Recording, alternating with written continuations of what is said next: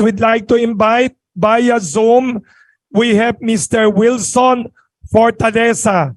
He is a spokesperson of the Partido Manggagawa, which is Filipino Language for Workers Party. He is a peace advocate and a social activist. Let us welcome Mr. Wilson Fortaleza.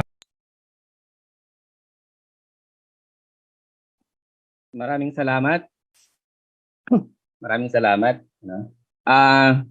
It's really very nice to attend this kind of forum, and I think I'm very glad to listen to the previous speakers. Ngayon ko lang actually narinig yung ilang mga eksaktong wording sa ating national foreign relations policies 2017 as discussed earlier by Secretary Abella and propounded by the last speaker, Ms. Sasso. Ang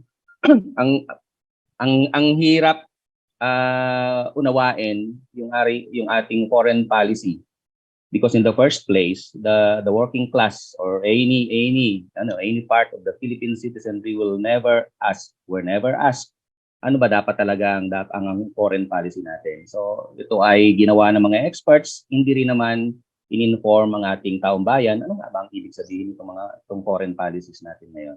But we in the working class movement has our own position as regards to war, no?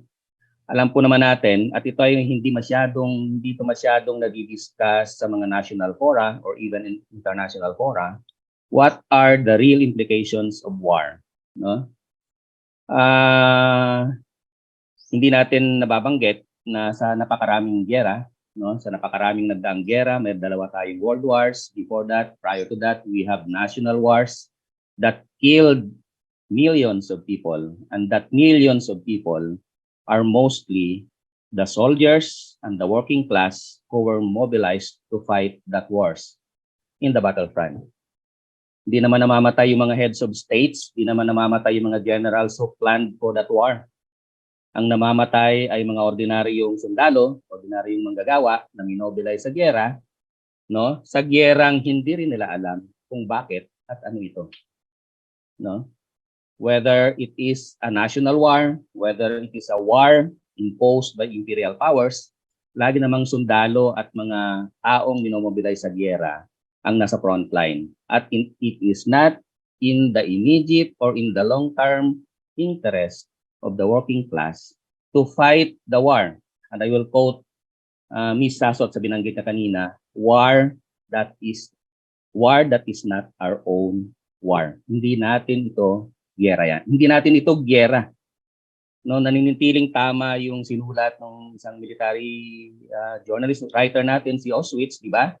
Na war is simply an extension of politics. So the question is, how to avert a Ukraine scenario war in the Philippines?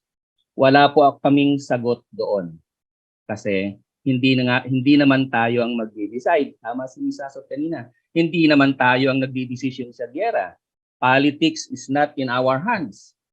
The working class are powerless to decide about this kind of politics. So kung mayroon mang mangyayari, whoever pulls the trigger, either it's the US or it's China, walang kinalaman ng taong bayan kung ano ang mangyayari sa desisyong hindi naman nila ginagawa. Madadamay ba tayo? Of course. No? Madadamay ang Pilipinas sa giyera between the US and China because we are tied with so many military obligations with the US. Nandiyan pa yung ating mga military agreements. Nandiyan pa yung recent, no, after the military basis agreement, yung EDCA, yung BFA ay nandyan. So madadamay at madadamay tayo. Huwag nating sabihin hindi tayo madadamay. So I will reserve my opinion on what China thinks about going to war with US. Mayroon siyang sariling problema at mayroon siyang sariling politika dito dahil sa claim nila sa Taiwan. Other than that, mayroon siyang piniklaim, no, na West Philippine Sea, no, na mayroong kaugnayan sa economic interest niya.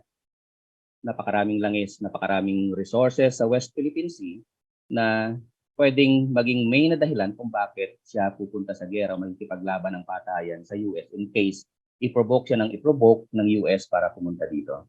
Anyway, hindi namin ito giyera, no? Hindi ito giyera ng manggagawa. At kung tatanungin nyo kami, paano i-avert itong gyerang ito, ang sasabihin lang namin, i-avert natin itong gyerang ito, at pinakamahalagang papel dito ng taong bayan kasama ng manggagawa, ang papel namin is just to say no, no to war. And in that case, dapat ang mga mamamayan sa China sabihin din no to war. Dapat sa ganyang case din, dapat sabihin din ng mga mamamayan sa US, no to war. Bakit? Hindi natin ito gera. No? Hindi natin ito gera.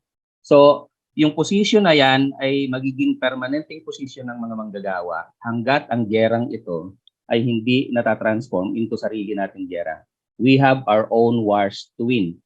And war of destruction, war of aggression was never been, no? Never been a war for the working class.